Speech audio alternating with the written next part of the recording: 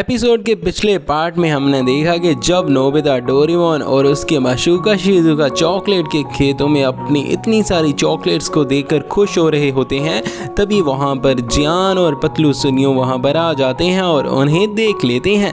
पतलू सुनियो और मोटा जियान ये सब देखकर बहुत हैरान हो जाते हैं कि ये कैसे हो सकता है और ये कैसे इतनी सारी चॉकलेट्स उगा सकते हैं। फिर क्या मोटा जियान और पतलू सुनियो उन दोनों की तरफ बढ़ते हैं और पूछते हैं कि ये तुम दोनों क्या कर रहे हो। उन्होंने अपनी तरफ आता हुआ देख नोबिता और डोरेमोन बोलते हैं कि कुछ नहीं है हमारे पास और हम कुछ नहीं कर रहे और घबरा जाते हैं। मोटा जियान और पतलू सुनियो ने कहते हैं कि तुम हमसे कुछ छुपा रहे हो और हमसे कुछ मत छुपाओ, हम ढूंढ लेंगे कि तुम हमसे क्या छुपा रहे हो। जब वे चॉकलेट्स को ढूंढने लगते हैं तो उन्हें कोई भी चॉकलेट्स नहीं मिलती क्योंकि डोरेमोन ने सभी चॉकलेट्स छुपा दी थी। फिर क्या दोस्तों, सभी चॉकलेट्स घास में से छुपी हुई थी जो बाहर आ जाती हैं और फिर से अपने काम पर लग जाती हैं ताकि वे एक से अनेक हो पाएं। उसी दिन उनको कुछ कैंडीज और स्वीट्स दी जाती हैं घर पर, वे सभी खाने के लिए और वे उनको भी बनाने की तैयारी में लग जाते हैं और शिजुका भी अपनी कैंडीज उनको दे देती है ताकि वो भी अपनी कैंडीज को उगा सके और 50-50% वाला ऑफर लगा सके।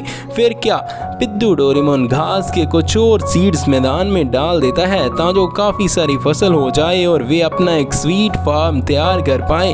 फिर क्या दोस्तों, उनके पास इतनी ज़्यादा स्वीट्स हो जाती हैं कि उन्हें लगता है कि उनके पास इतनी ज़्यादा स्वीट्स हैं कि उन्हें शॉप खोल लेनी चाहिए। सभी कैंडीज़ को उगाने के बाद फिर वे सभी अपने अपने घर जाते हैं और बहुत ही ज़्यादा खुश होते हैं और बहुत ही ज़्यादा दांत फाड़ते हैं। नोबिता तो इतना ज़्यादा लप्पू हो जाता है कि वे कहता है कि हम तो मिठाई वाले बन गए हैं बाबू भैया। जब वे सभी घर जा रहे होते हैं तभी मोटा जियान और पतलू सुनियो फिर से उन्हें देख लेते हैं और उनकी बातें सुन लेते हैं और फिर उन पर शक करने लगते हैं कि पतलू सुनियो कहता है कि वे वाकई में हमसे कुछ छुपा रहे हैं, पक्का दाल में कुछ गड़बड़ है, हमें तो कुछ ना कुछ तो पता लगाना ही पड़ेगा, ये तीनों क्या कर रहे हैं। फिर क्या दोस्तों, वे दोनों तितली पकड़ने वाला नेट लेकर मैदान में पहुंच जाते हैं और वहां पर चीज़ों को पकड़ पाएं। पिद्दू डोरेमोन और लप्पू नोबिता उनसे क्या कुछ छुपा रहे थे वे ढूंढने के लिए वहां पर जाते हैं और पकड़ने की कोशिश करते हैं।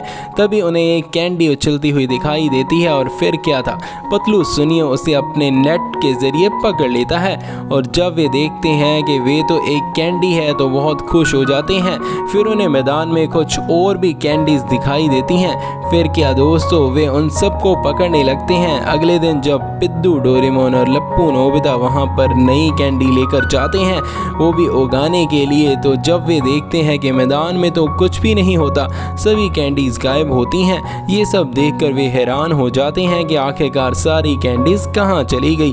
तभी उन्हें शक होने लगता है कि पक्का किसी ने हमारी कैंडीज को चुरा लिया है और वे दोनों उदास हो जाते हैं और रोने लगते हैं। नप्पू नोबिता रोता रोता बोलता है कि हमने उन्हें इतनी मेहनत से पाल पोछ कर बड़ा किया था और जैसे कि उनके बच्चे हों। उसे रोता हुआ देख पिद्दू डोरेमोन बोलता है कि उसे पक्का यकीन है कि वापस से चोर चोरी करने के लिए जरूर से आएंगे। शाम बीतने को हो जाती है और लेकिन नोबिता और पिद्दू डोरेमोन वहीं पर चोरों का इंतज़ार करने लगते हैं, पर कोई भी शाम तक वहां पर चोरी करने के लिए नहीं आता।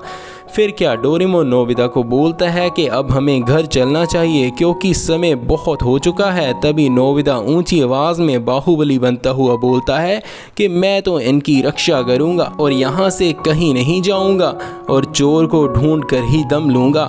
नोबिता की आवाज़ सुनकर डोरेमोन बोलता है कि अगर हम लेट हुए तो मम्मी घर पर डांटेंगी।